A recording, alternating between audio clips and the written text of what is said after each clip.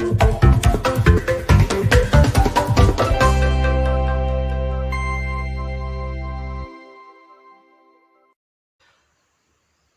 yang dikasihi Tuhan, kita berjumpa dalam renungan pada saat ini.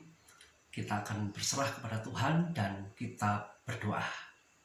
Terpuji nama Tuhan, dalam renungan ini kami menaikkan segala permohonan kepada Engkau, bahwa hidup kami kiranya berharga di hadapan Engkau, dan kami melakukan perkara-perkara yang Tuhan izinkan bagi kemuliaan-Mu di dunia ini. Terpuji nama Tuhan Yesus Kristus, kami siap belajar dari firman-Mu. Amin. Saudara yang kasih Tuhan, renungan saya pada saat ini adalah transformasi diri. Apa itu transformasi diri? Transformasi diri adalah ada perubahan dari dalam diri sendiri. Kita akan belajar dari tokoh Sakeus yang akan saya ambil dari Lukas 19 ayat yang ke-8. Begini firman Tuhan.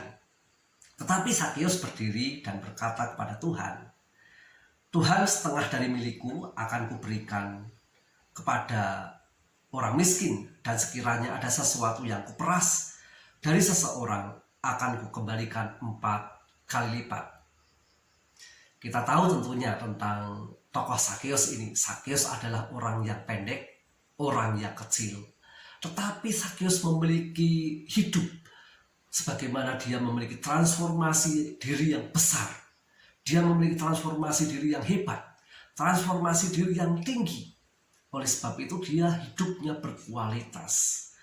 Saudara yang kasih Tuhan, tentunya kita akan belajar bagaimana kita dapat hidup, yaitu transformasi diri.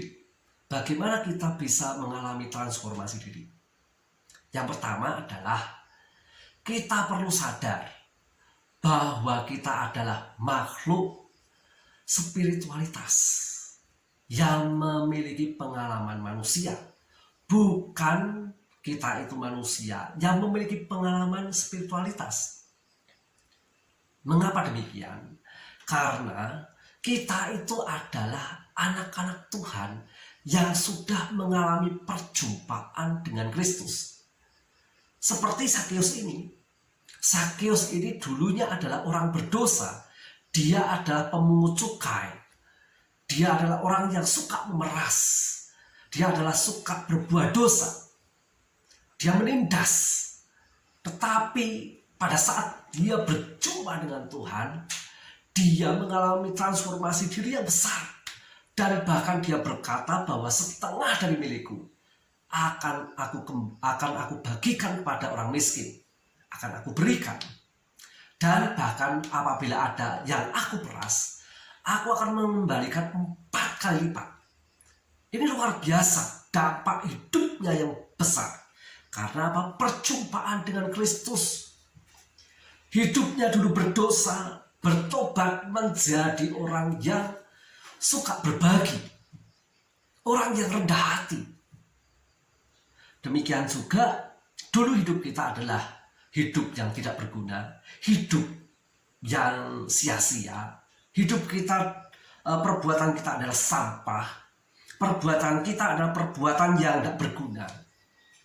Sekarang kita di dalam Kristus Yesus dan kita berjumpa dengan Tuhan, sehingga kita disebut makhluk spiritualitas. Hubungan kita dipulihkan oleh Tuhan, dan kita bisa berinteraksi dengan Tuhan, kita berjumpa dengan Tuhan. Ini sungguh luar biasa. Jadi sadarilah itu terlebih dahulu. Yang kedua adalah kita perlu menyelaraskan antara tubuh, jiwa, dan roh kita. Ini perlu ada keselarasan. Saudara yang kasih Tuhan, apakah kita pernah mengalami dalam pelayanan kita itu mengalami stagnasi, membosankan, pelayanan yang sensitif, pelayanan yang terkadang hati kita itu mengalami zona nyaman, tetapi kita tidak bertumbuh dalam pekerjaan kita. Demikian juga kita itu tidak kreatif, inovatif. studi kita tidak tanggung jawab, kita malas belajar. Demikian juga pada saat keluarga, kita punya keluarga kita tidak harmonis. Keluarga kita kegiatannya membosankan. Oleh sebab itu, pada saat kita menyelaraskan antara tubuh, jiwa, dan roh dalam Tuhan, akan terjadi yaitu meletusnya visi, misi, gairah, kemampuan diri kita.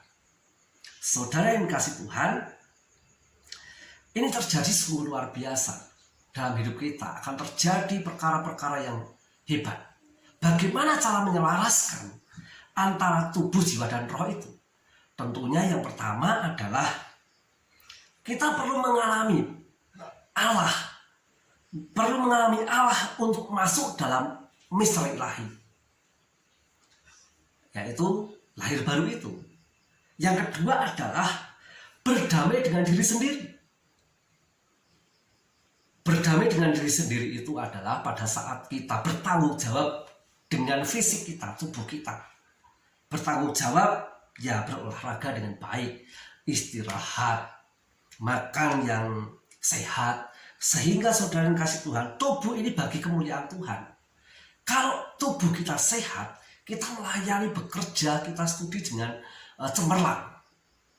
Demikian juga dengan jiwa ini kan diberi akal budi oleh Tuhan, sehingga pikiran kita itu positif, memandang dengan pikiran-pikiran Allah. Jangan hidup yang terkungkung dengan kepahitan, terkungkung untuk tidak mengampuni. Tapi kita harus bersyukur, melimpah syukur tentang hidup ini. Yang ketiga adalah roh kita itu perlu makanan. Saudara harus belajar firman Tuhan, baca firman Tuhan, dan berdoa. Sehingga saudara yang kasih Tuhan, pada saat ini diselaraskan, terjadi perkara-perkara yang hebat dalam diri saudara. Kita mampu melakukan perkara-perkara itu karena dalam Tuhan, di bawah sadar kita, saudara, kita punya kemampuan yang luar biasa dan akan terjadi letusan yang hebat. Karena transformasi diri kita. Kita sadar diri. Dan oleh sebab itu, selamat mengerjakan, selamat berjuang, selamat berproses. Akan terjadi sesuatu yang besar dalam hidup kita. Keluargamu akan hebat, harmonis. Studimu akan berhasil. Pekerjaanmu akan mantap. Saudara, jangan sia-siakan kesempatan yang ada. Tuhan Yesus memberkati. Selamat bertransformasi diri, berbagi kepada orang lain. Tuhan Yesus memberkati. Kita berdoa. Tuhan, kami berdoa bahwa hidup kami bukan untuk diri kami sendiri, tetapi hidup kami juga bisa berbagi melalui kemampuan yang Tuhan beri dalam hidup kami. Dan kami tentunya perlu bertanggung jawab apa yang harus kami lakukan. Tuhan Yesus, terima kasih. Engkau Maha Dahsyat. Anak-Mu ini tentunya dapat melakukan pekerjaan-pekerjaan yang seturut dengan Engkau.